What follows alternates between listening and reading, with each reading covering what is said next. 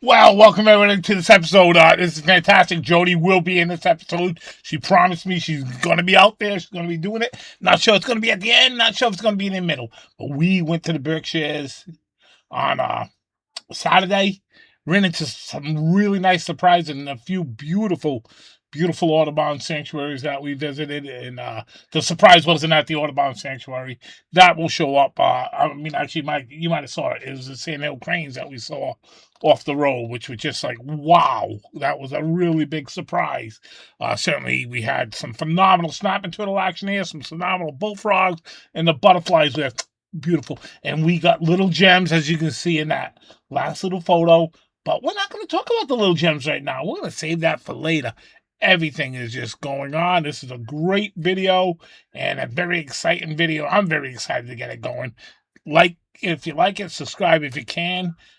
Really would appreciate that. Share this world with people because I'm very excited about sharing this world because I'll talk about it later. But there is a reason I do things and why I do things. And this it happened. It happened for me, and I just thank you for tuning in and enjoy this video. Peace.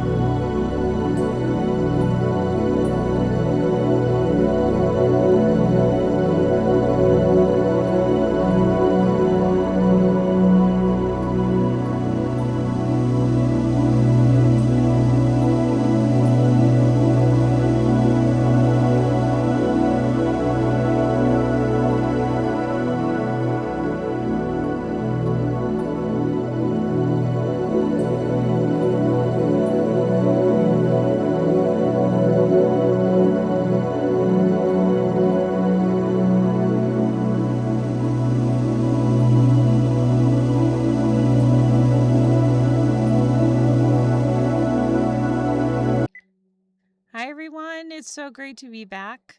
I'm starting off this time with bullfrogs. Did you know a bullfrog's call can travel up to a half a mile away? But as you can see by this photo, what I love most about them are their eyes. And how appropriate, since I'm just returning from eye surgery. Their large, bulging eyes are placed atop their heads, and that gives them a nearly 360-degree view without having to turn their heads and move to give their positions away to their prey. They see in color, they can spot tones of blue and green, and see very well in dark or murky water. Their horizontal almond shaped pupils are surrounded by either golden or bronze or reddish brown irises. And is it any wonder that I just love photographing them? Look at that eye in the reflection. It's just spectacular. Next, we move on to the busy bee. Male bumblebees do what is called buzz pollinating. They vibrate their flight muscles to dislodge pollen from flowers, but they do not store it for transport. Female bumblebees, however, whether they are worker bees or queens, use hind leg structures called pollen baskets to compact and transport pollen. I love seeing them work and create what looks like pollen pants. And as a woman, I sure hope that those pollen pants have really good pockets. Now we move on to the beautiful eastern tiger swallowtail. This butterfly is the second largest butterfly in North America with a wingspan of 3 to 5.5 inches. And the dark-morph females can mimic the toxic pipevine swallowtail to avoid predators. Next, we have the Huron sachem. This is a small grass skipper butterfly. They thrive in open habitats like fields, meadows, parks, roadsides, and lawns. Just to give you an idea of its small size, its full wingspan is 1 to 1.5 inches. What's really interesting about this cloudless sulfur butterfly is that these butterflies have an extra long proboscis or tongue that allows them to sip nectar from flowers that have long, narrow tubes, giving them a feeding advantage over many other butterflies. You've seen this next flower, the chicory, before from me, but what I just learned is that the root is actually often roasted and ground to create caffeine-free coffee that is known for its rich and nutty flavor. How about that? The fall phlox flower is native to parts of the eastern and central U.S. It has been introduced to other parts of the world, including Canada, Europe, and Asia, where it has escaped gardens and naturalized in the wild. One of the most fascinating facts about the hedge bindweed is that it can regrow from tiny fragments of its root system, which means even a small piece of a seed can start a whole new plant. And now we move on to the most unexpected, beautiful encounter, sandhill cranes. Sitting right by the roadside and completely tolerating us. What a gift. Sandhill cranes measure 47 to 60 inches in length.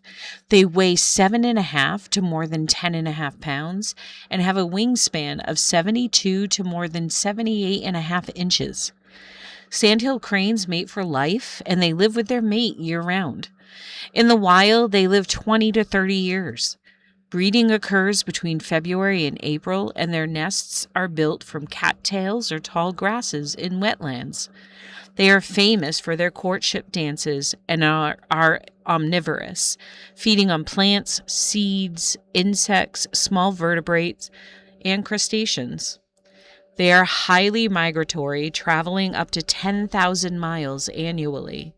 During migration, large flocks can be seen along the Platte River in Nebraska. So if you ever needed a reason to visit Nebraska, this is a pretty great one. Sandhill cranes are ancient birds with fossils dating back 2.5 million years ago, making them one of the oldest bird species in North America. Sandhill cranes are celebrated for their elegance, resilience, and ecological importance, making them fascinating for bird watchers and conservationists alike. Aren't they amazing? Well, I really hope that you enjoyed those fascinating, interesting, fun facts that I shared with some of my photos. I am a curious person by nature, so I love learning all of these things along the way with everyone else and sharing them. I do have my next eye surgery in 3 weeks, but I'm going to try to be out there as much as I possibly can between now and then. It was such a joy to be out again this past weekend. I really missed it and was very much restricted during my recovery, but I have the green light as of today to resume all normal activities, so I'm going. It was wonderful also to get back out there with Dennis and have these beautiful shared experiences again. And speaking of Dennis, he's coming right back at you because he's got a couple more things to share with you. See you next time. Well, everyone, it is good to have Jody back out there. She did a really nice job with the Sandhill Canes. I actually threw a black and white photograph because we were in the car. Because she was on the side of the road. I'm gonna have to like weave my lens, just like I did, and knock her out with my big lens. But certainly, it was a great experience. Her first time seeing Sandhill Canes. And the princess wants to go. This is one little gem we have in this house, but I want to talk to you about them other little gems that I got, and that is the baby gray tree frogs. And you're going to see in the upcoming video, you watch that first one really close. You'll see how small these frogs are. They're on uh, the milkweed leaves, okay? And this is a special place for me, and it was a very special thing for me because physically, I've been struggling with some knee issues and stuff and my heel issues, and I haven't really been getting out. But when I went by and I saw they did not mow the fields yet, I said, "Oh my gosh, I still have a second chance to maybe find me a little gem in there." And then I found three, and you're talking searching literally hundreds and hundreds of milkweed plants just to find three little gems. And that's what them little gray tree frogs are. And you'll see in the video, you'll see an ant, and you'll see uh, the, the tree frog itself, and you say, wow, that's pretty small. And this is a very special place because this is why you need to come every week. I know where things are. If I can only get there and find them, and I search hard. I search hard to bring it to you. And Jody's now coming along to the ride and enjoying that extra time. And, it's been a process together, and it's fantastic. Come along for the ride. Enjoy the end of this video. Peace. Thank you for tuning in. Next week, we're going back out there together. She wants to do the whole weekend this weekend, so we'll certainly dig up something really nice, I'm sure. I got something this brain. I know where I can go here and there, maybe physically. So peace and thank you.